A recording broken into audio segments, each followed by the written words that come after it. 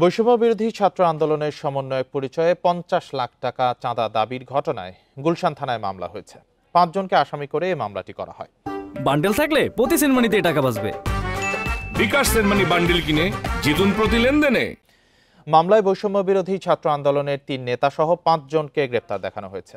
গুলশান থানার ওসি হাফিজুর রহমান জানান, শনিবার সন্ধ্যার পর গুলশান ২ নম্বরের সংরক্ষিত মহিলা আসনে আওয়ামী লীগের সাবেক এমপি শাম্মী আক্তারের বাসার সামনে থেকে তাদের গ্রেপ্তার করা হয়। তারা মোট ৫০ লাখ টাকা চাঁদা দাবি করেছিল। এর মধ্যে ১০ লাখ টাকা নেওয়া হয় গত ১৭ জুলাই। শনিবার আরও ৪০ লাখ টাকা নিতে গেলে তাদের আটক করে পুলিশ। গ্রেপ্তারকৃতরা হলেন সাকাদাউন সিয়াম, সাদমান সাদাব, ইব্রাহিম হোসেন মুন্না ও আব্দুর রাজ্জাক রিয়াদ। আরেকজন অপ্রাপ্তবয়স্ক হওয়ায় তার নাম, পরিচয় ও ছবি প্রকাশ করেনি পুলিশ। এর মধ্যে মুন্না, সিয়াম ও সাদাব বৈষম্য বিরোধী ছাত্র আন্দোলনের নেতা।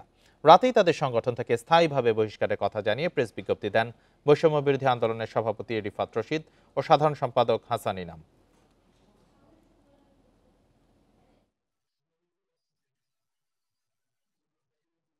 রিয়াদ সহ 4 জন একটি বিশ্ববিদ্যালয়ের স্টুডেন্ট, প্রাইভেট বিশ্ববিদ্যালয়, প্রেসিডেন্সি প্রাইভেট বিশ্ববিদ্যালয়, বাকি আরেকজন অন্য বিশ্ববিদ্যালয়ের স্টুডেন্ট, অ্যাডাফ বিশ্ববিদ্যালয়ের স্টুডেন্ট। অস্ট্রেলিয়ান যে প্রবাসী আবু জাফর সাহেব, উনি বাদী একটা অভিযোগ দাখিল করছে। এ ব্যাপারে আমরা মামলা প্রক্রিয়াধীন।